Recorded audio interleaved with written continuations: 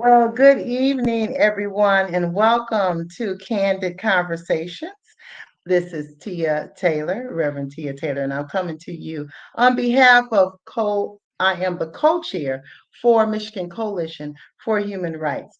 So excited to be with you this evening, and wanted to take a moment and just tell you a little bit about MCHR and allow you to understand today's topic regarding mental health. And we are rehumanizing mental health.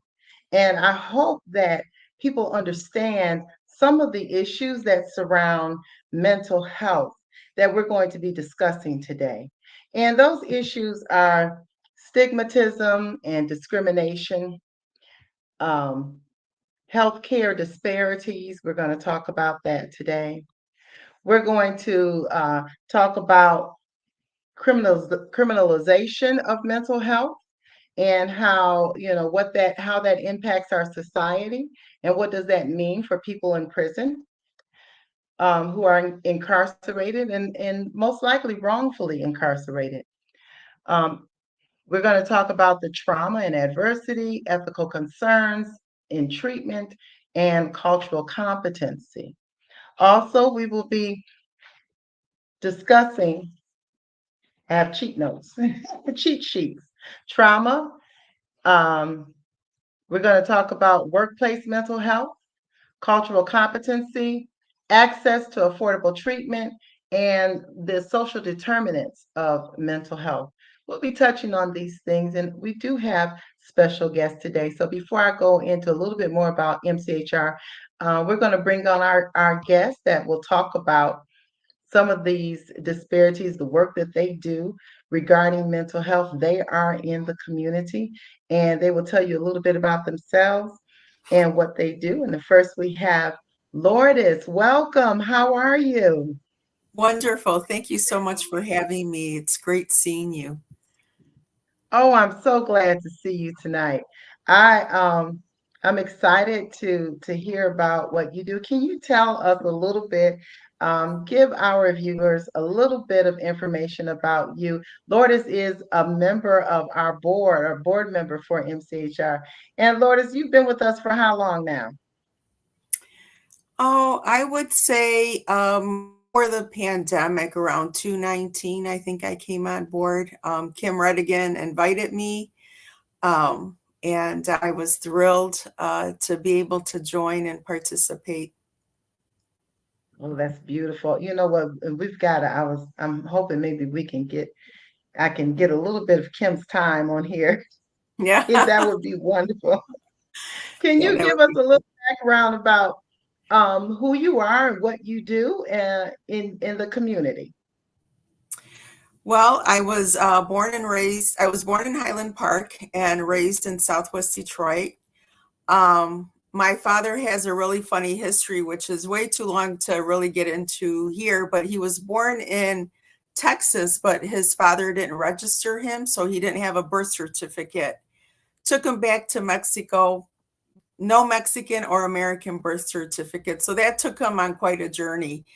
But he and my mother married. He eventually got a birth certificate, but he and my mother married, and then he brought her here to Southwest Detroit where I was born and raised, and I've been in the community, pretty much all of my did live 2 years in Mexico, and I was also a student at Oakland University, which was quite the cultural shock for me, having never gone out of the community. So all of a sudden, I was not with people that were like me. So Wow. that was really surprising. It was, back in the 80s.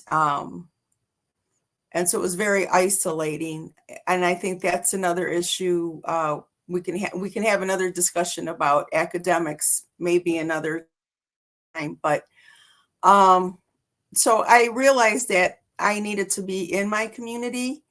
So I there was a big break. I got married, had kids, took care of my parents, and then I decided to go back to school and pursue my dream. So in December, I graduated with a master's in clinical mental health counseling. So I'm finally able to do what I was born to do. I feel like this is my vocation and my journey. Oh, that is delightful. Thank you so much. And you know what? I want you to tell a little bit about your community because um, you said Highland Park. What are the demographics of your community?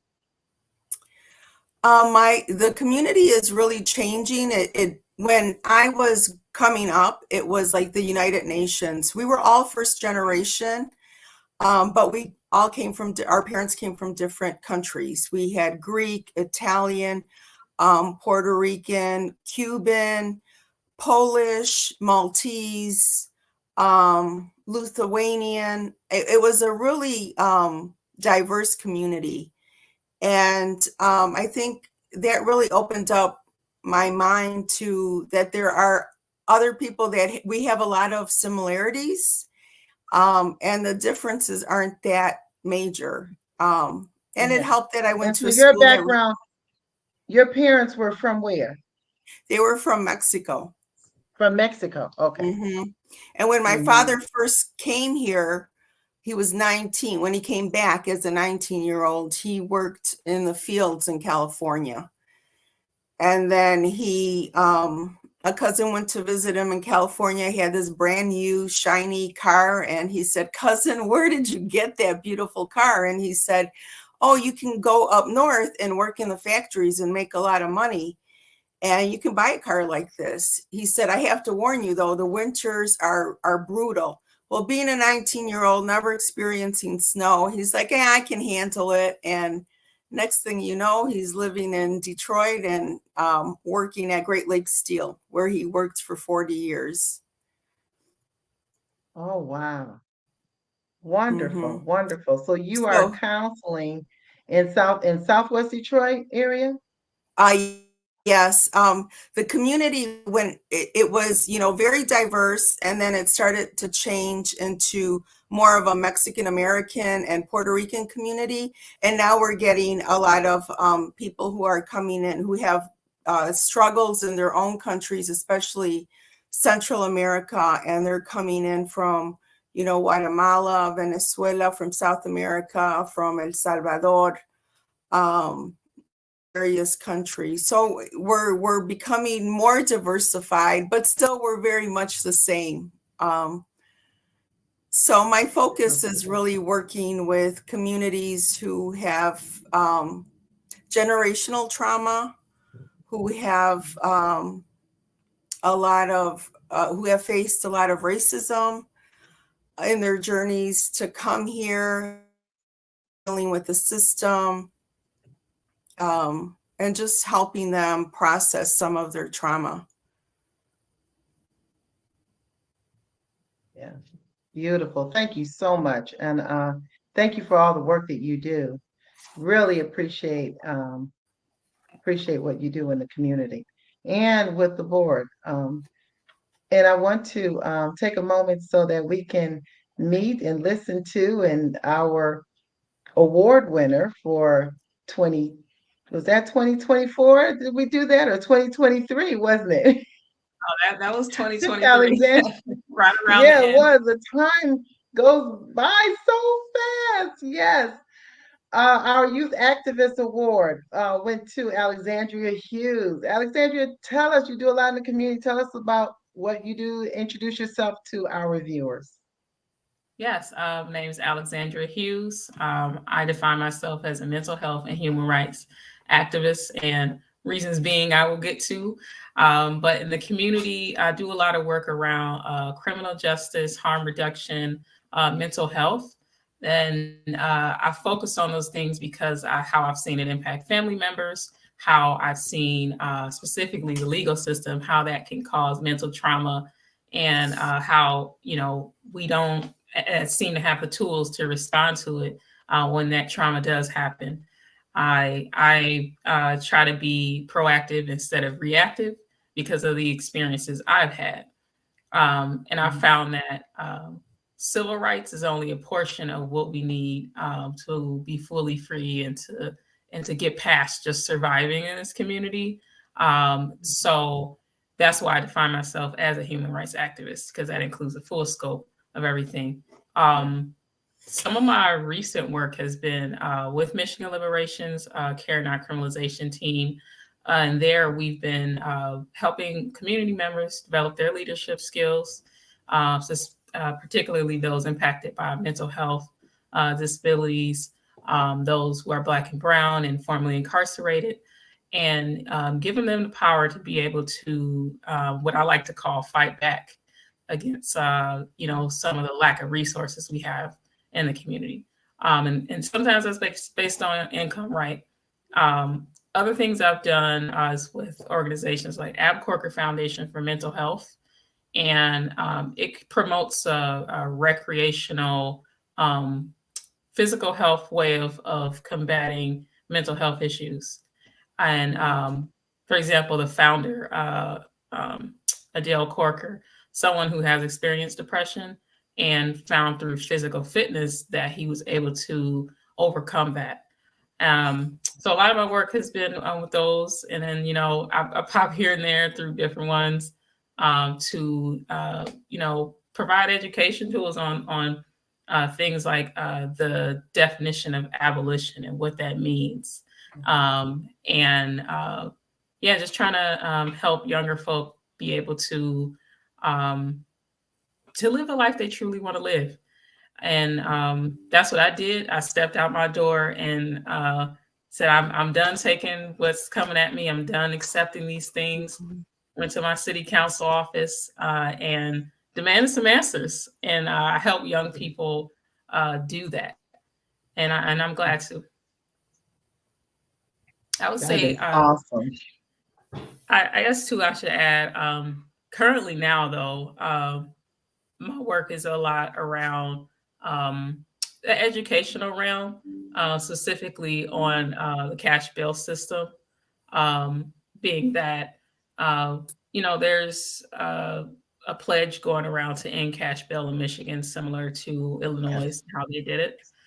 And a lot of those in our jails are mothers, and are there for fines and fees as low as $150. And it goes as high as $10,000. But there's a lot of people who, everyone in jails are this is pretrial, right? They're not guilty of a crime. They didn't do anything, and they're being held there for extraneous amounts of time and losing their jobs, their homes, their children. And I'm working with the in-cash bail team, Bold Against Bail team, at Michigan Liberation, who is pushing back against that. Because from a lot of experience with them, and they've actually bailed people out, and saw how it impacted people. And we see how mental health and addiction is linked, and how if we would have had an alternative for folks instead of a jail, maybe a peer respite center, maybe some housing support, they could have avoided jail altogether.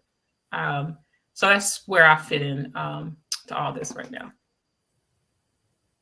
Oh, that's awesome. That is awesome. Thank you so much. So you're quite active out there in the community, Allie. Yeah. I think every time I look around, there's some events I haven't been able to get to, but I do pass it on because I want people to know what's going on. It's something about the women who are incarcerated right now and not able to be moms. So, I mean, when you take the mother away from the home, that is something else. So, we're talking about rehumanizing. Um, we're talking about rehumanizing mental health, and in the areas where you are doing the work. Michigan Coalition for Human Rights promotes awareness of, commitment to, and advocacy for human rights and the environmental rights of planet Earth through education, community organization, and action. MCHR opposes forces that suppress human dignity and justice locally and around the world. And I just believe that both of you fit that description, which has made you, a part of such a wonderful organization. Wanted to talk a little bit about the discrimination and stigma of mental health. And Lourdes, I know that you've come across that. What are some of the factors and that you have, or key issues that surround stigma and discrimination in mental health that you have to deal with? Well, a lot of times, people in the community feel that reaching out for help is a sign of weakness, and a sign of embarrassment, because you're supposed to, be able to fix things yourself and take care of yourself. Um, but once they're in therapy, they realize it's not what they thought it was, and they come to terms with it. But getting the information out to the general public that it's okay to ask for help, it is challenging. And I think it's the same for other communities, the Black American, the Asian community, the Native American communities, to ask for some kind of help. But we do have some major concerns. There's some barriers for them to receive therapy. The cost of therapy is astronomical. Um, a lot of people in my community, for example, those that don't speak English are unable to complete forms, like, those online forms that we get, that sometimes even for us, they seem to be tedious and confusing, and they're completely intimidated and they don't understand the language. Or there are some people that are illiterate and don't read. Even in Spanish, they don't read. Yeah. So there are some major roadblocks. The other thing is that we have a real shortage of therapists that look like us, therapists that have had our experiences. I do have some statistics here. So in 2011, they saw that 85% of psychologists were white. They redid a survey again, and in 2021, they found that 80% were white. In 2011, 5% were Hispanic and 4% were Black. In 2021, when they resurveyed, they found that 7% were Hispanic and 5% were Black. So not much of a movement at all. And it's hard, to sit with someone that doesn't understand your experience. There's, stories that I've heard, things like that are looked or frowned upon by the Anglo community, but they're embraced by the Black and Brown community, like living as an extended family is an example. We have our grandparents living with us, cousins a lot of times. Your kids don't always move out at 18.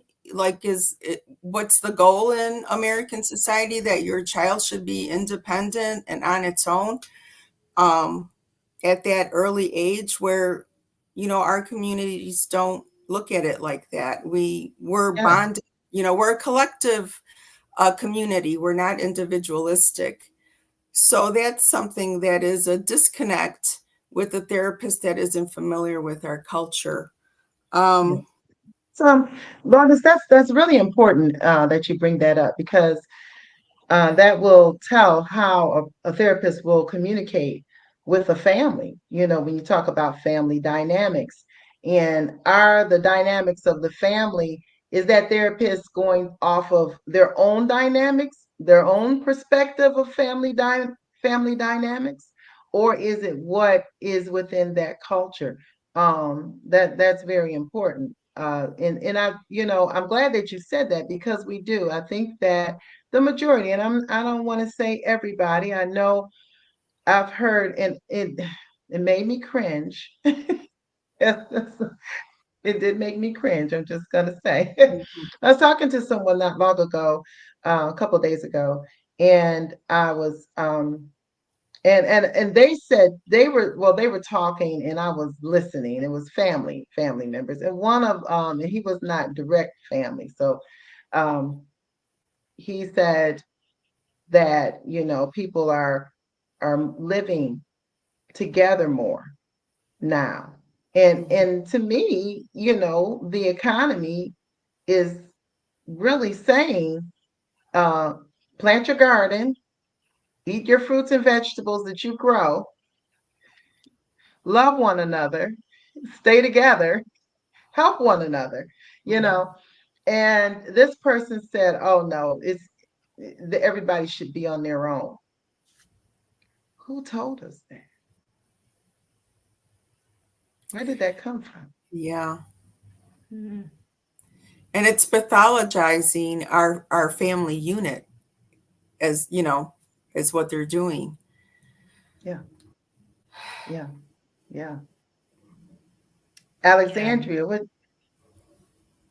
yeah. With the mental health stigma, I feel it's a combination of things. One thing that's a big part of it is access. Uh, I find that a lot of people, I mention mental health, and this could be a community meeting, this could be church, this could be Sunday dinner. And there's a relative there, someone they see here you mention something about mental health, and they just come to you, where can I get this? My cousin is having this issue. I've had that happen so many times. And Mhm. it dawned on me that people don't know where in their local community to Hmm. access mental health services. And Yeah, that also is not something talked about as much as physical health. And I've personally experienced that. And I think also too, it's representation, which you were speaking on a little bit. Having therapists that understand your experiences is something people highly seek. Um, I'm glad to see, I saw something with the Michigan Department of Health and Human Services is partnering with the Wayne State School of Social Work to build out a new program where those with a social work degree at a bachelor's level can take additional training to support in things like crisis response, mental health crisis response, or peer support. mhm. And I was looking at something in Crane's Detroit the other day, but I'm glad to see things like that because there is a shortage, and they're Hmm. also not paid what they should be, at least to me. Um, so I think, yes, it's like the two are interacting and it's created the worst situation. And then Yes. that makes it where we just dip into our carceral system, which isn't good either, because it's the Yeah. most well funded system in comparison to social services. So, Mhm. but yeah, it's to break the stigma. Breaking the stigma could save a life. I always say that it's you Hmm. know word of mouth, um, talking with other folks and letting them know that it's okay to not be okay is how we Yeah. do it. Mhm. Yeah, but, when you talk about stigma and discrimination, and it's the view. I know continuing to educate the community regarding mental health is very important, like both of you were talking about, because a lot of times it's shunned upon if a person tries to go get help. And I think now, more now today than before, people are saying, okay, this is something that needs to be done. This is a good thing. It's good to get Hmm. help. It's good to get counsel and to have a conversation with somebody who can really listen and help. Um, and you talked about the disparities when it comes to the barriers for access. And most recently, I came across um, a it was dental for dental work. One of a client of mine needed to go to the dentist. And then I had another incident where they needed to see a doctor. And both places that I called, they were two different places. They said, we cannot take him because we've already met. I need everybody to listen to me how they say it. They've already met their quota Mm-hmm. of Medicaid recipients. That is so true. There is such a low, even those that do take it, there's a low rate of providers who don't accept it. 36% of psychiatrists take Medicaid, and 45% of psychologists accept Medicaid. There's a huge gap. That's a gap. Yeah. And because Medicaid is the insurance for general population. So the general population only has 36% of a chance to get access. So what the no what the health the doctor said, they can only take 5% Medicaid. Because The it affects dentist did their not say bottom what line. percentage. That's their bottom line. Yeah, Mm-hmm. so they will only take 5%. Medicaid clients, they've already met. Well, you can meet 5% in an hour. I mean, You know, come on. yeah. That's taken away the So human element. yeah, There's yeah. such a So that's what we talk disparity. about. Yeah. hmm Mm-hmm. That's And then, denying access. yeah, and a lot of community mental health centers have a huge backlog. I've heard of two centers in our community. One has a year-long waiting list, and the other one has a 4-month waiting list. There was one, and I'll email you. I know I think it was Common. I can't remember the exact name. They recently opened and expanded. And so I was able to get my client into the doctor, and they do have that doctor has other um, I don't want to say colleagues, but other practices that also accept Medicaid that they affiliate with. Mm-hmm. So I'll give you that information, give both of you that information afterwards. But yeah, it's so important because we're, they keep saying, well, we have it. No, you don't. And to think that United States has health care that is better than any other country, how many people still believe that myth? Yeah, and it's not even better because it's not better for people of color. Women have the highest maternal fatality rate. And then, the other thing in mental health, Black men are often misdiagnosed as being schizophrenic when they're not. Um, so there's issues within the practice of mental health and the practice of medicine. Yeah. Yeah. And you know what is always mind-boggling for me is the you talk about misdiagnosis of trauma that is prevalent in Black and Brown communities, in our community, is the trauma, that generational trauma that we have endured, that we continue. It's not like it went away. It's not like it's not Mhm. there anymore. Mhm. you know, but they don't want to address the trauma. And that's in schools, it's everywhere. They ignore the fact, and sad to say, we ignore the fact because our community has to accept it for ourselves first. We have to heal from within Mhm. and say, okay, we need to heal. And how do we do this? So yeah, we have to know that that trauma is there. How can somebody address the trauma and not have a view of it? And a lot of some of the trauma has been created as well by the system itself. The racist systemic, even in medicine. I was researching, some of the, why people have a mistrust of doctors.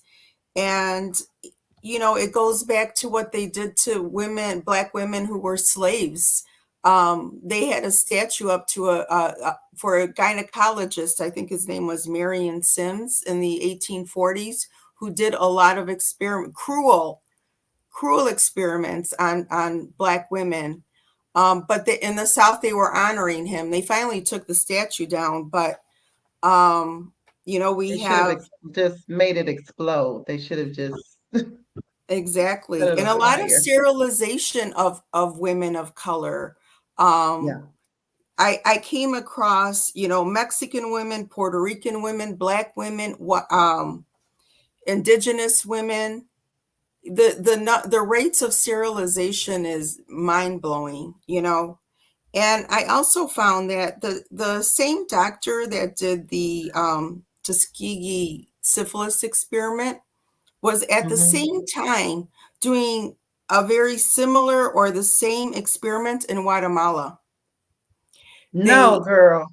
They overlapped. So he did the experiment from 1946 to 1948, and the Tuskegee experiment went on from 1932 to 1972. Now that's So correct. they overlapped, and they also did a similar experiment in the Philippines. A doctor from Harvard was there doing his experiment was with a cholera vaccine. So we not only impacted like the people within our own borders, but people outside outside of our country. So there's no, there's a reason to mistrust the medical system. And that's another barrier that we face as well when we're not honest about the things that our government has done in the name of medicine. Yeah, that's making me think of, there's a famous, believe she's a lecturer and a doctor, a clinician, psychiatrist, Joy DeGruy. She says a lot about how can you heal from trauma by just working on yourself with what caused trauma is still operating in full form. Yeah. And and I believe that very well to be true. The psychology, mental health system, and the legal system, they operated the same historically. And even thinking about the APA Association, American Psychology Association, even apologizing for their history of systematic racism in 2021 was very telling to do as an organization. And they know as well. But how do you undo all of that? That has been done so much time. Yeah. That's the problem.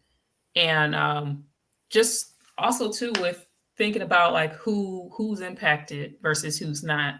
There's clearly something showing that the way in which healthcare is provided is unfair. If people, if we want to base things, we are in America. So if we want to apply the Constitution to our country and all of our services, there's services that greatly violate parts of the Constitution. The 14th Amendment, for example, Equal Protections Clause, liberty, equal rights for everyone, regardless of race, color, and creed. Our healthcare system violates that gravely. Our legal system and the prisons violate that gravely. When we see individuals who are morally impacted by misdiagnosis, we see individuals who get therapy and who are able to afford it, who can't. It clearly does not work. It only works for some, and the ones that do not look like me. And it's like a domino effect. It just keeps going, and it really makes you think. People say America is the most free country, that's better than a lot of countries, all the things they say. They say that, but there are other ways to do things in other countries. And I think we should start to invest in those. Yeah.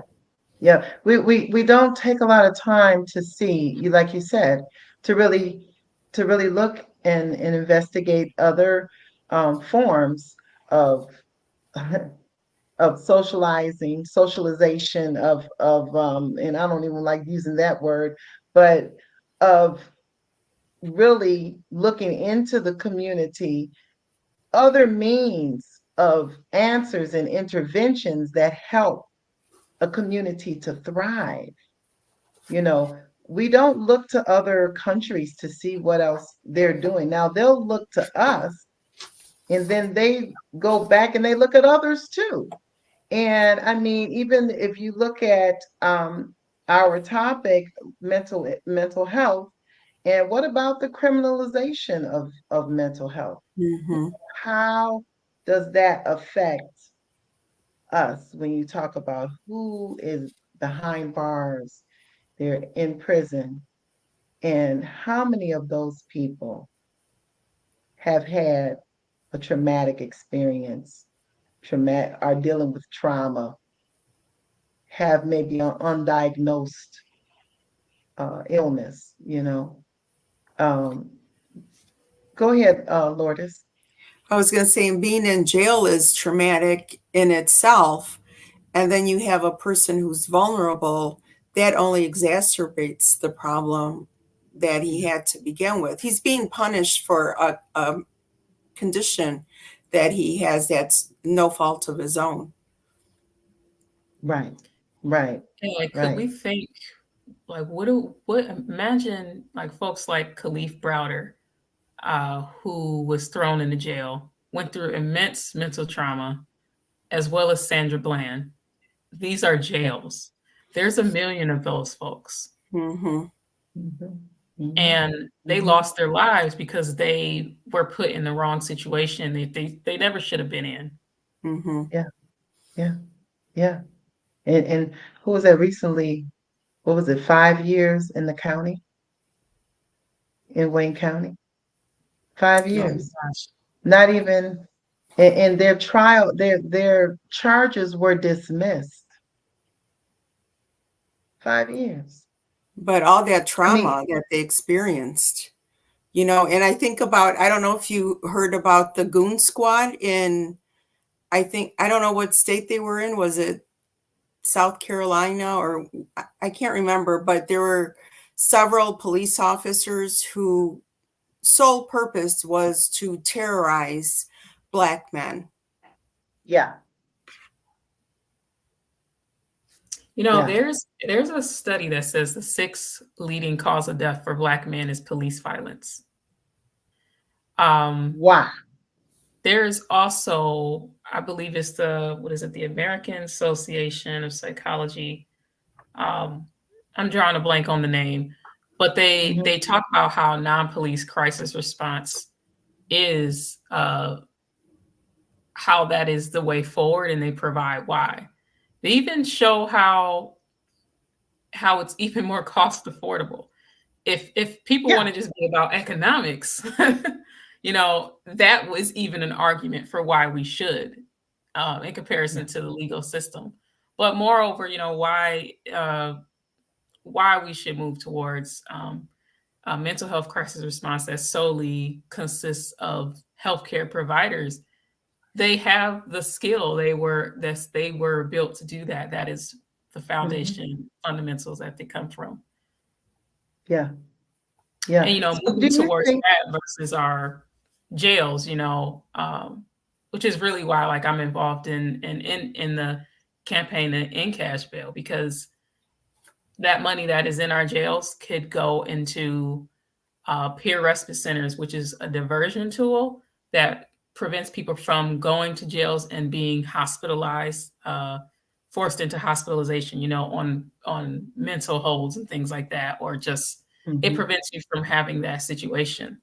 And it's led by people who are impacted, as well as clinicians, and it exists some places, Massachusetts, for example. yeah, It just needs to be expanded, but um, yeah, that definitely is keep the really folks good. behind that. The bad. tinyurl.com/Bab on bail. I'm Tiny U. gonna get that out. Yeah. Yeah. It's tiny, it's TINYURL.com/BABONBAIL. And I'm going to make sure we get that out and that information out. That is so important. What do you see? Do you see, and maybe in Wayne County or Washington or any of the counties, beginning to formulate these teams that can respond to mental health crisis? I mean, we need, because the trauma is real. Let's just start with that. The trauma is real. In my mind's eye, I want to imagine a world where we are responding as a medical team, as a socially, have your social sciences going, all the social sciences, to respond to the traumatic episodes that happen in the community instead of the police, because we know they are not trained, many of them are not trained in mental health. Is anybody doing it? There is a group in Washtenaw County. Their name is Care Based Safety, and they are developing a non-police crisis response, mental health crisis response service, and for the Washtenaw County area. They started off as a group named Crows, and they're a group of community members, researchers, experts in different areas of the mental health system. And they've been working on that for 2 years. Now they've gotten to the point where the city councilors, commissioners are on board with it, and it's close to getting to the finish line. So I'm happy to see that. That group is out of Washtenaw County.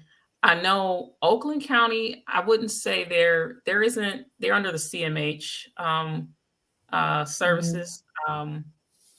Interestingly enough, Macomb County does not have adult CMH services. They have youth. Well, yeah, they have youth, but they don't have that, nor do they have a crisis response service. They're operating where they have like law enforcement do training and things like that. They're big on law enforcement. Yeah. Macomb County's a tough cookie when it comes to this stuff. But yeah, they're that hasn't been developed there. I'd love to see Oakland County do it more. I love that in Wayne, what is it? They have a mobile unit, I think. Yeah. They're starting a mobile unit service. It's a Detroit Wayne Integrated Health Network. It's starting a mobile unit service. So that is hopeful, because, years ago, it wasn't them saying that, we need social workers, peer support specialists, psychologists. We need them to respond. It was, no, we have law enforcement. We're giving them funding for this. So it's nice to see that we're seeing a change in that. The community has been advocating for it. I know a lot of people who have. Yeah. And I know that as far as funding is concerned, when it comes to behavioral health, that's for the county. The counties are supposed to be taking over the behavioral health.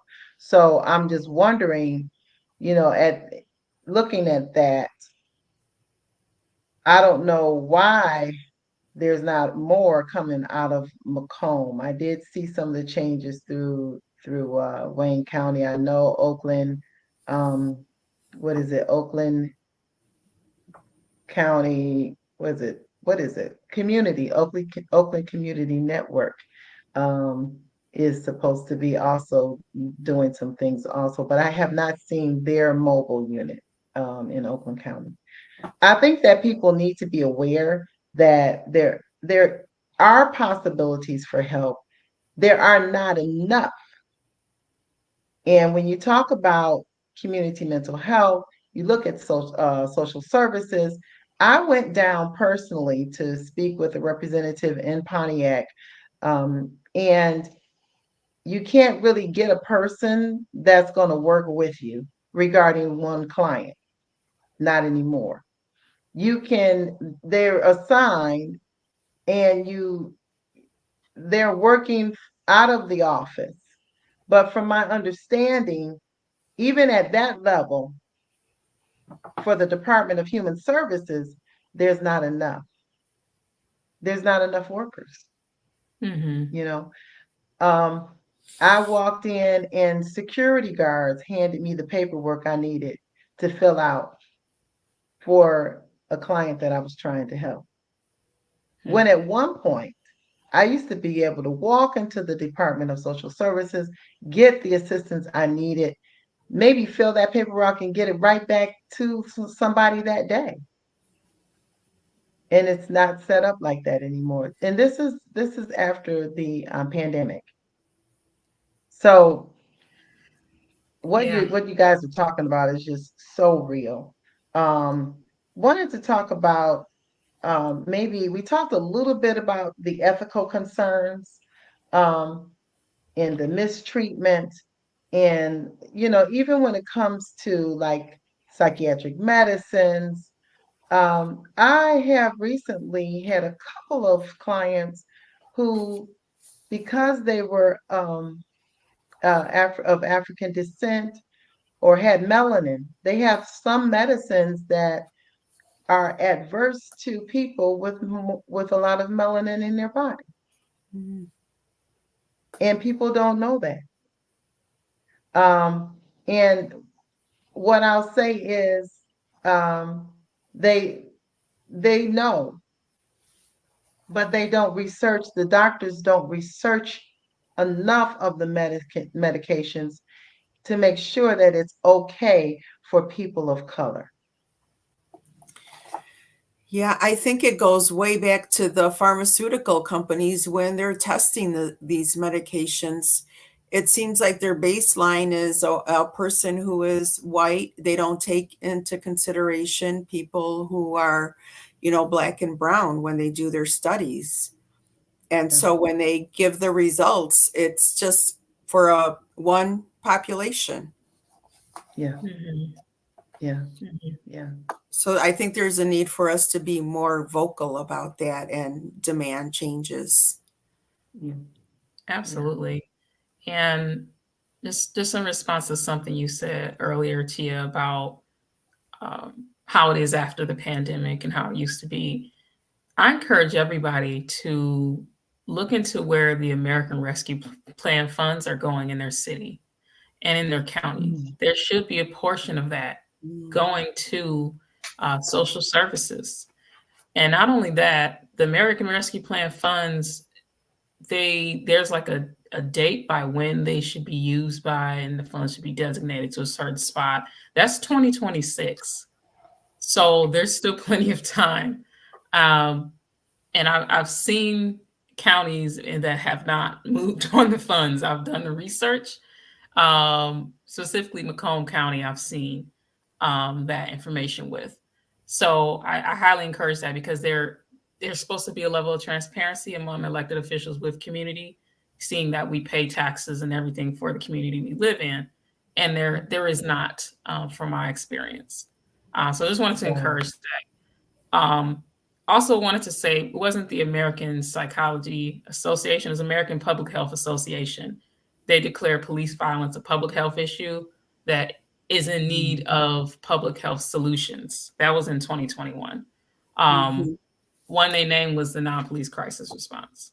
And it is being done in Denver, Colorado, so it can be done. yes, yeah, yeah. They have had a lot of change out in Colorado. That's important. Um, I don't know why it's so hard to change when it's for the good. It just is really, it's really something. I remember some of the people who had been incarcerated for a period of time explained to me how they just lined up for medications for their, every day, um, not really having any modalities as far as treatment is concerned Mhm. to really help them. but just, really relying on a medication. They didn't know a lot of times what they were taking. I have couple people who just refused to even do it. They didn't want to be in that, did not want to be in that line, number one. And they describe it as people just are walking around sometimes like a zombie. And that's behind bars. And it's a very, very sad situation, I would say. I'm looking at as far as like workplace mental health now. We're in our communities. We go to work.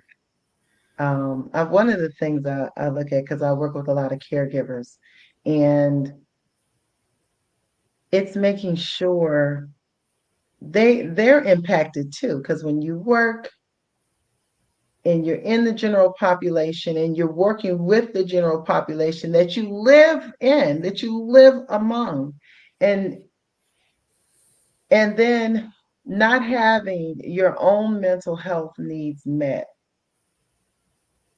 I found that to be a thing. Like they say, that's a thing. That's a thing. That's a thing. Yeah, that's a thing.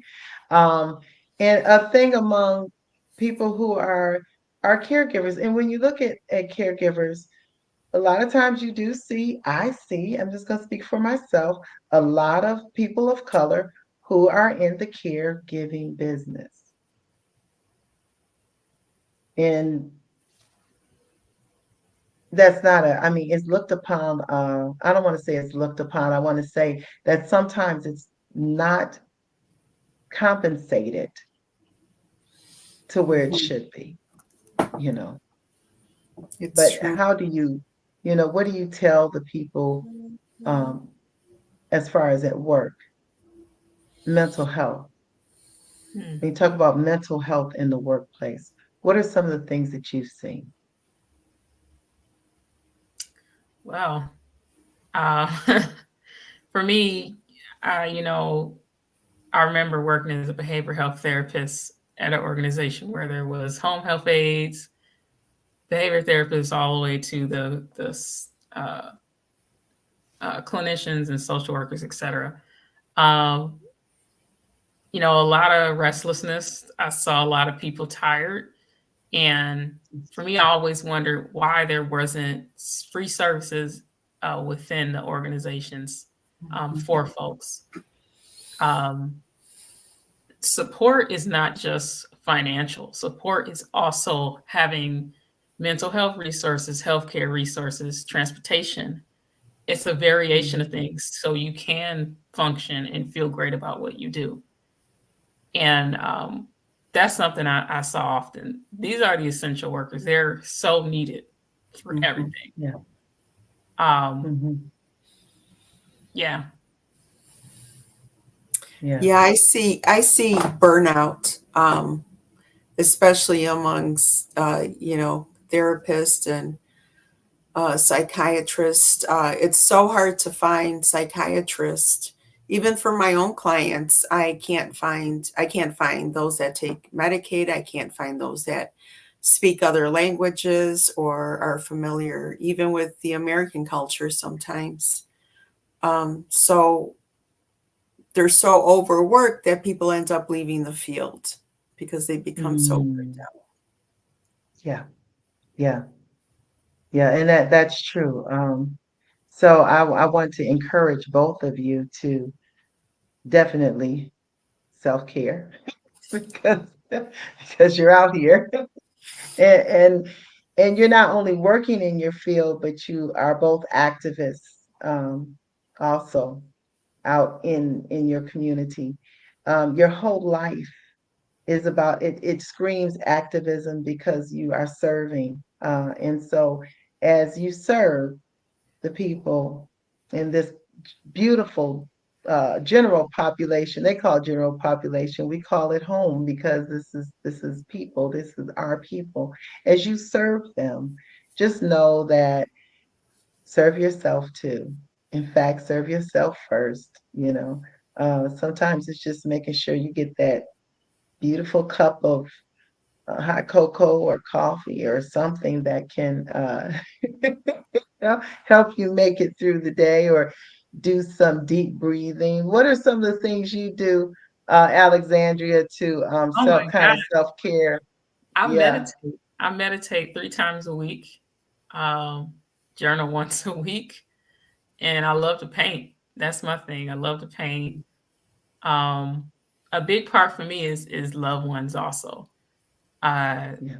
it gives me fuel because I get my laughs in. We have a good time, and yeah, I keep those different things on rotation, and I'm good to go.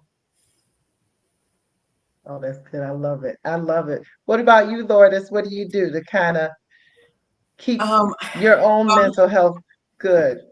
mine is seasonal. So in the summer, the spring, summer, and fall, I do a lot of gardening, which I just love to do. I love, there's studies that touching the earth actually helps with depression. So I truly can see why.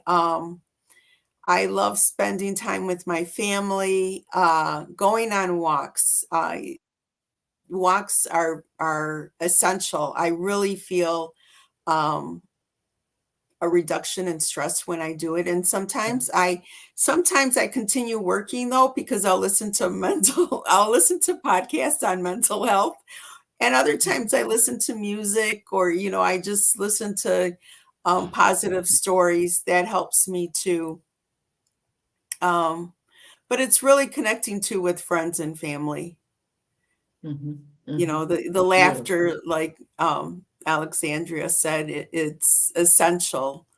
It releases all those feel good chemicals in our brain. Nothing like a good Yeah. comedy.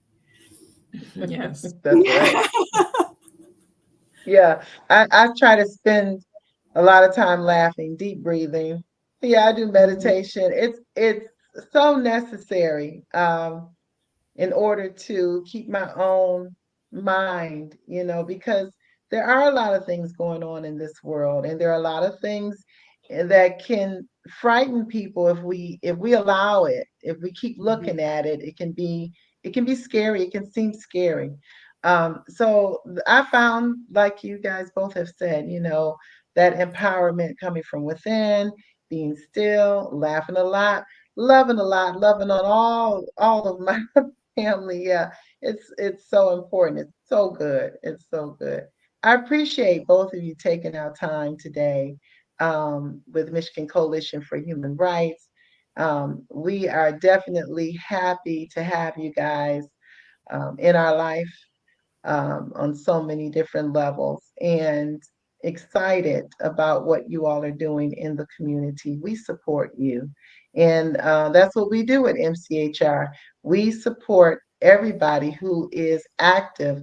So the people who become a member at Michigan Coalition for Human Rights, you can go, if you want to, you just go to mchr.org and you can become a member, and it's easy to do.